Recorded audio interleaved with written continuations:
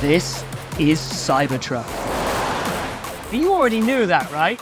Think about it, there aren't many other vehicles out there which pretty much everyone knows what they are just by looking at it.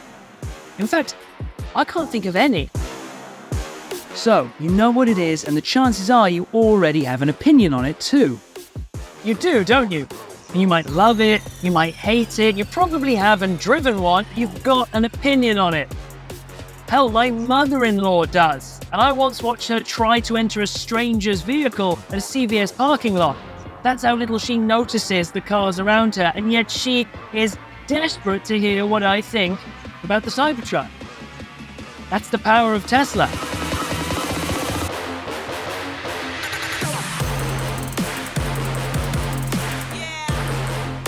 To borrow another disruptive tech company's slogan, Tesla's superpower is to think different, selling you on the idea that the car you want is the car the way they designed it. But different doesn't always mean better.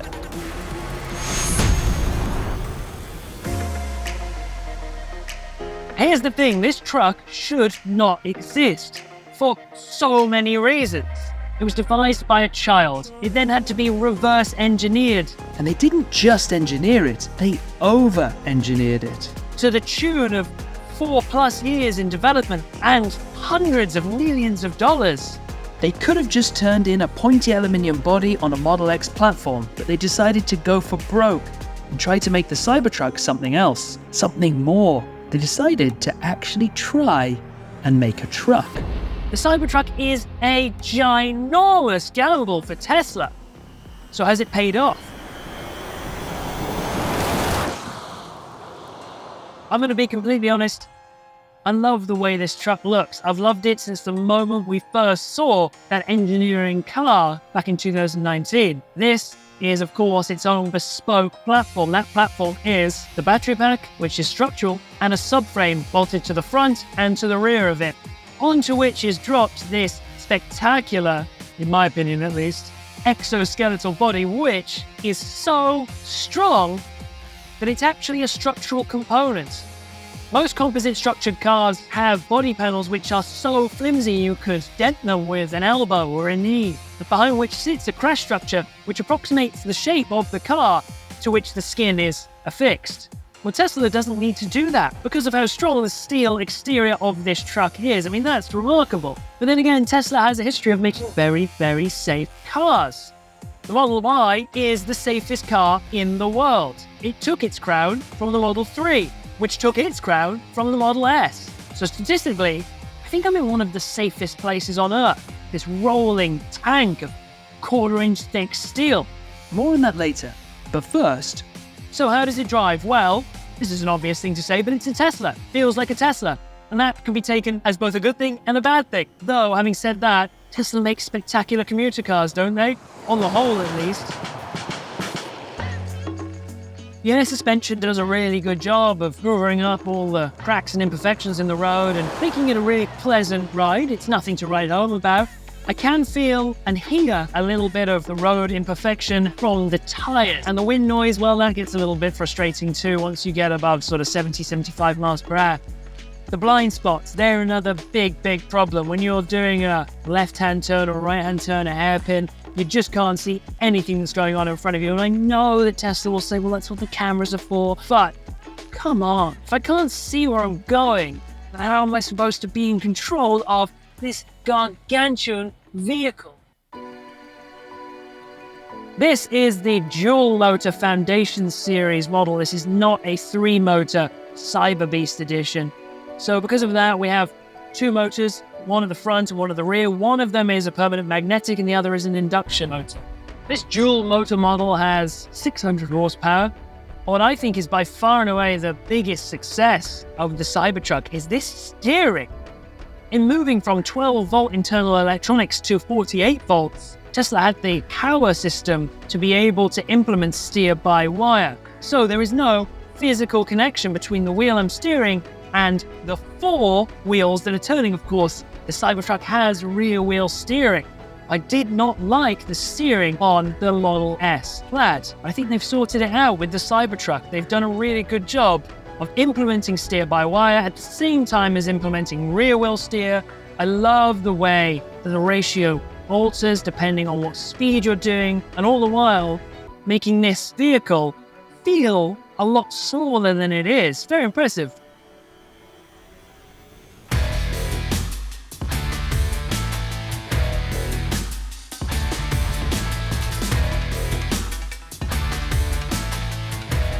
If, unlike me, you're not particularly bothered about variable steering ratio and insane suspension travel, then undoubtedly the most interesting thing about this car is its design, and more specifically, the material that it's made out of. HFS, or hard steel, was developed by Tesla for the Cybertruck, but it comes with a few problems.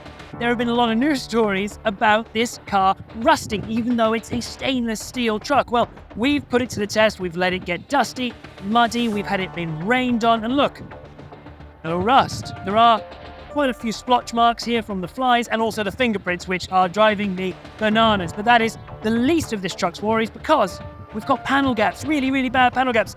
This one is atrocious. This one is unforgivable. This car costs $102,000, let's remember. What else? At a place where two pieces of steel meet and fingers are often left, someone's going to lose a finger there. Or four. Not good. What else? This is jagged as hell. These are both loose. And then we get to the tonneau cover. Sure, it's cool and you can jump up and down on it, blah, blah, blah. But is it still going to work in 5, 10, 15 years' time? I doubt it. The bed is a fair size, but getting stuff in and out of it is practically impossible.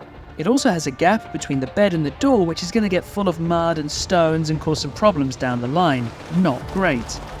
Oh, and driving with that tonneau cover open would result in about a 10% drop in the range efficiency. So my advice is keep it closed.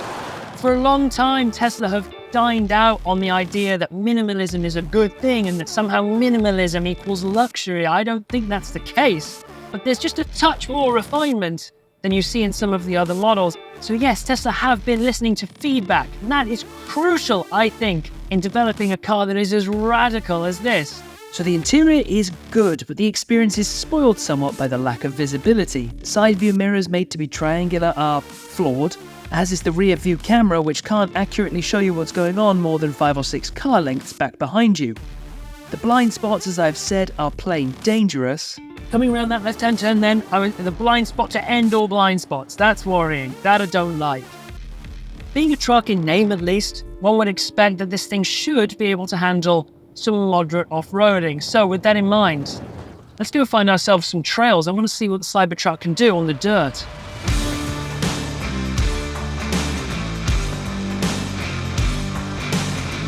So at the moment I have the vehicle in a medium ride height. That's about 10 inches of ground clearance. That can go up quite significantly. If I was to put it into high, go up to, I believe, 16 inches of ground clearance.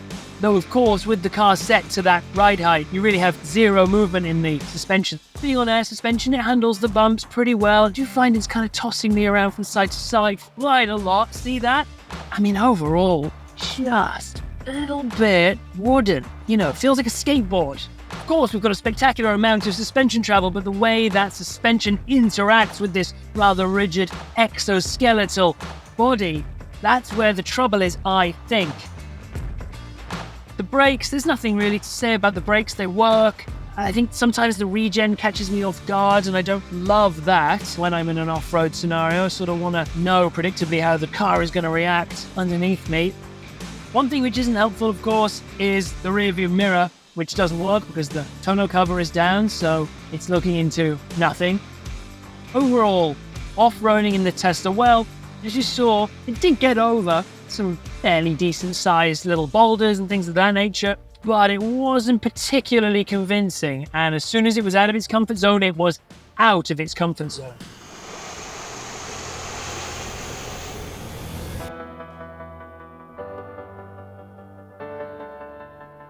The story of the pickup truck is the story of function over form, that the things that a thing is supposed to do should dictate the way the thing looks.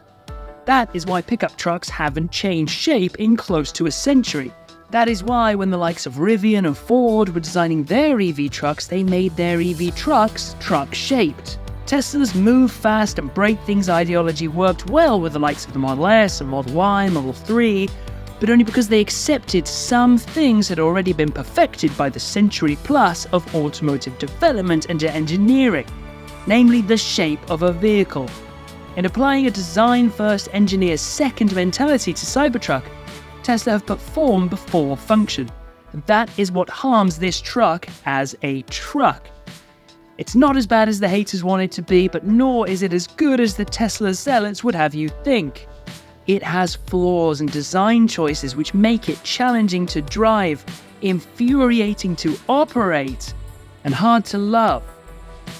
Oh boy, is it engaging. It's engaging to look at, it's engaging to be inside, it's engaging and fun and exciting and exhilarating to drive. And it's very disruptive, which I know a not insignificant amount of Tesla drivers will absolutely love. Tesla has long had a design problem because all of their vehicles look exactly the same. Therefore, as their first Model S entered a decade plus of production and began to age, so too did their new models, such as the Model 3. Cybertruck has no such problems. And of the hundreds of people I've spoken to over the last few days whilst I've had this truck, most of them love the way it looks. It's easily the best Tesla I've ever driven. That is progress.